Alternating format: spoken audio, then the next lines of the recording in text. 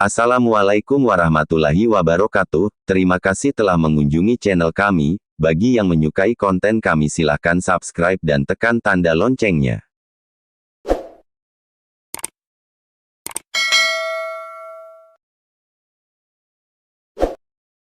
Setibanya di Madinah, Nabi dan Fatimah segera berziarah ke makam Ruqayyah. Itu adalah kehilangan pertama dari keluarga Nabi setelah kematian Khadijah. Fatimah sangat sedih atas kematian saudara perempuannya itu. Ketika ia terisak menangis, ia berjongkok di sebelah Nabi. Sang ayah berusaha menenangkannya dan mengusap air matanya dengan ujung jubahnya. Sebelumnya, Nabi telah melarang air mata ditumpahkan untuk kematian, tetapi itu telah menimbulkan kesalahpahaman.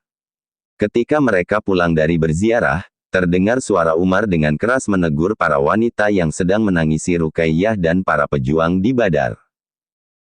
Nabi berkata, "Umar, biarkan mereka menangis, sesuatu yang mengalir dari mata dan hati berasal dari Allah dan kasih sayangnya.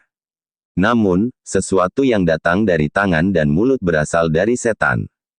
Karena itu kebiasaan wanita Madinah untuk meratapi kematian seseorang di waktu itu." Fatimah adalah putri bungsu Nabi, saat itu ia telah berusia 20 tahun. Nabi juga sering mengatakan kepada keluarganya bahwa Ali adalah lelaki yang paling pantas menjadi suami Fatimah, tetapi belum ada suatu akad yang pasti.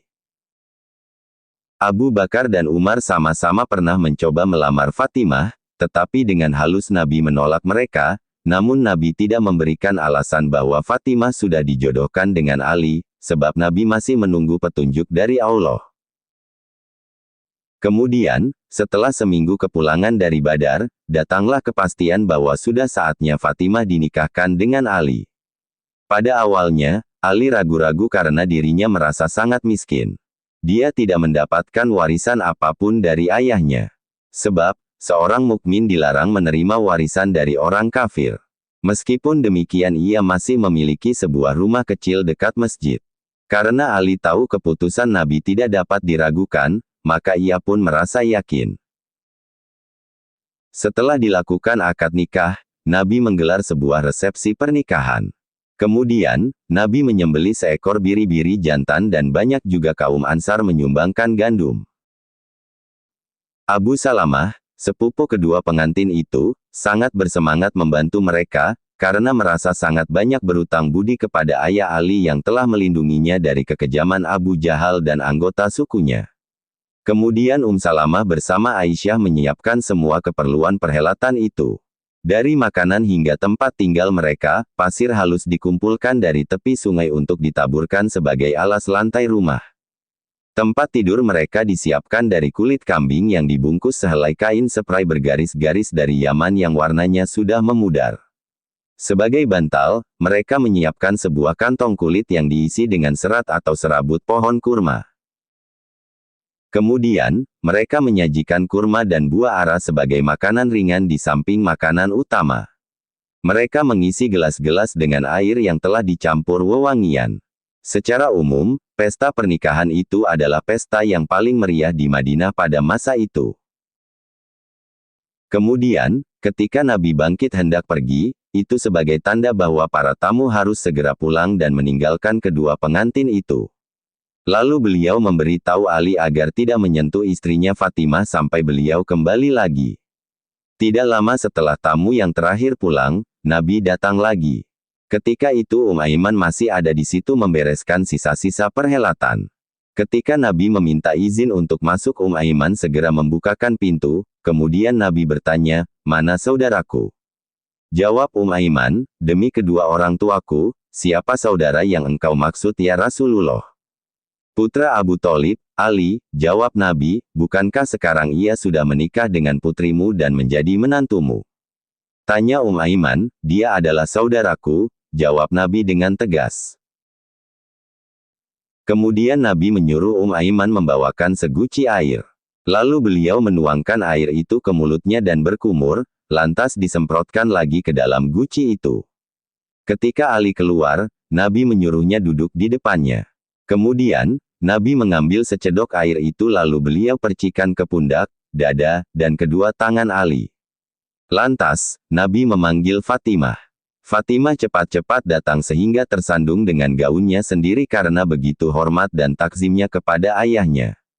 Lalu, Nabi melakukan hal yang sama kepadanya, dan memohonkan rahmat serta berkah Allah kepada kedua mempelai dan anak keturunan mereka berdua. Pada tahun berikutnya, keluarga Umar mengalami dua kehilangan. Pertama, kematian menantunya, Hunais, suami Hafsah, dia adalah salah satu imigran ke Abisinia.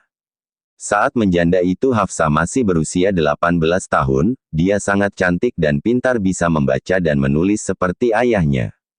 Mengingat Ruqayyah telah meninggal, Umar menawari Utsman mantan suami Ruqayyah agar menikahi Hafsah itu, namun Utsman menjawab akan mempertimbangkannya, kemudian ia berpikir lebih baik tidak usah menikah dulu untuk sementara waktu, namun Umar agak tersinggung dan kecewa atas jawaban Utsman. Akan tetapi Umar berjanji akan mencarikan suami yang baik bagi putrinya, maka ia menemukan Abu Bakar seorang sahabat dekatnya. Namun ia menolaknya, kali ini hati Umar lebih sakit lagi ketimbang mendengar penolakan Utsman meskipun ia bisa menerima alasan Abu Bakar yang sudah beristri, sementara Utsman sendiri berstatus duda. Umar berharap Utsman akan berubah pikiran. Suatu ketika, Umar mengeluhkan kesedihannya kepada Nabi. Tenanglah, kata Nabi, akan kutunjukkan kepadamu menantu yang jauh lebih baik dan akan kutunjukkan kepada Utsman seorang ayah mertua yang lebih baik darimu. Lakukanlah hai Rasulullah, kata Umar penuh harap. Sejenak kemudian Umar tersenyum lebar mengerti maksud Nabi, karena Umar tahu orang yang dari kedua sisi lebih baik di mata Allah adalah Nabi sendiri, yang kemudian menikahi Hafsah dan menikahkan Utsman dengan Kalsum adik Ruqayyah.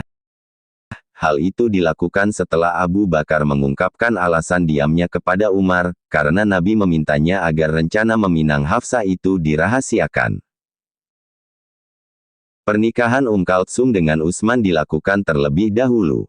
Setelah lewat masa iddah atas kematian Hunais, dan rumah baru telah disiapkan di dekat tempat tinggal Saudah dan Aisyah di sebelah masjid. Pernikahan Nabi itu dilangsungkan hampir 1 tahun setelah Perang Badar. Kehadiran Hafsah tidak mengubah keharmonisan rumah tangga Nabi. Aisyah sangat senang mendapat teman yang usianya sebaya, dan mereka langsung akrab layaknya sahabat. Sementara Saudah, yang selama ini bersikap seperti ibu bagi Aisyah, mendapatkan kesayangan baru, yang usianya berjarak hampir 20 tahun dengannya.